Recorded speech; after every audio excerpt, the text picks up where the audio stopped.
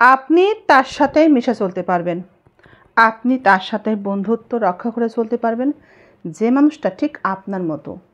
আপনার রুচি যেমন ঠিক সেই মানুষটার রুচিও তেমন, তবে তার সাথে বন্ধুত্ব রক্ষা করে চলা কিন্তু সম্ভব, নচেত নয়। সত্য এবং বাস্তব কথা কি জানেন? কারো সফলতায় কখনো কারো রিজিক কমে না। তবে কেন আমরা অন্যের সফলতা দেখে হিংসা করি বলেন তো? কারো সফলতায় যেহেতু বিন্দু মাত্র রিজিক আমাদের কমে না, তবে আমরা কেন তাকে টেনে হেঁচড়ে নিচে নামাতে চাই? আমরা তাদেরকে টেনে হেঁচড়ে নিচে নামানোর চেষ্টা না করে বরং তাদের সফলতায় আমরা আরও উৎসাহ দিই, আরও তাদেরকে হিংসা না করে যেন অভিনন্দন জানাই।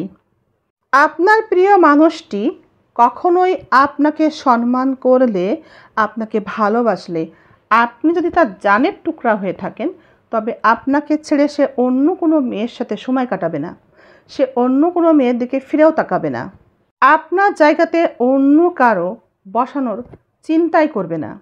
তাই যদি কখনো দেখেন আপনার কাছের মানুষটি, আপনার প্রিয় স্বামী নামক মানুষটিও যদি আপনাকে বাদ দিয়ে অন্য কোনো মানুষের সাথে সময় কাটায়, তাকে বেশি গুরুত্ব দেয় আর আপনার সাথে খারাপ ব্যবহার করতে থাকে, তবে আপনি ভেবেই নেবেন, ধরেই নেবেন আপনাকে সে ভালোবাসে না, আপনাকে সে সম্মান করে না।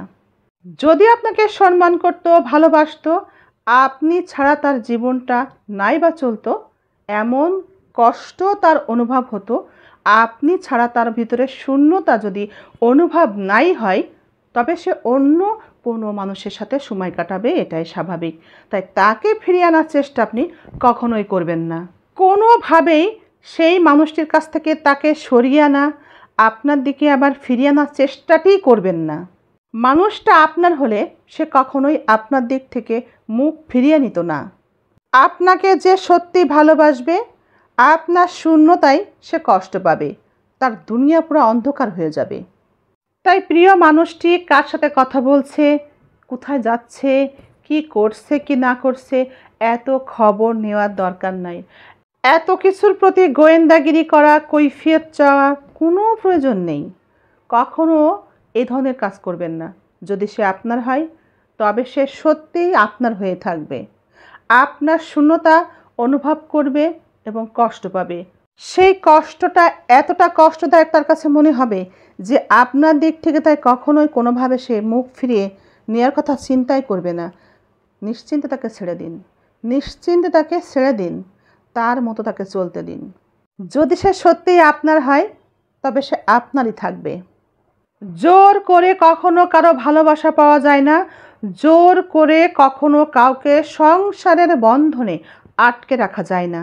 সোশ্যাল মিডিয়াতে একটা কথা ভীষণভাবে শুনি, আপনার কুকুর যদি আপনাকে দেখেই ঘেউ ঘেউ করে, তাহলে বুঝবেন সেই কুকুরটাকে অন্য কেউ খাবার খাওয়াচ্ছে। কথাটা কিন্তু মিলিয়ে দেখার মতো। যে মানুষটা আপনাকে ভালোবাসতে বাসতে হঠাৎ করে অবহেলা করে, যে মানুষটা আপনার দেখে অস্বস্তি ফিল করে, মানুষটাকে নিয়েও কিন্তু একটু ভাবনার বিষয় থেকেই যায়। আমাদের কাছের মানুষটি যখন আমাদেরকে ছেড়ে চলে যেতে চায়, তখন আমরা অনেক কষ্ট পাই, চোখের পানি ফেলতে থাকি।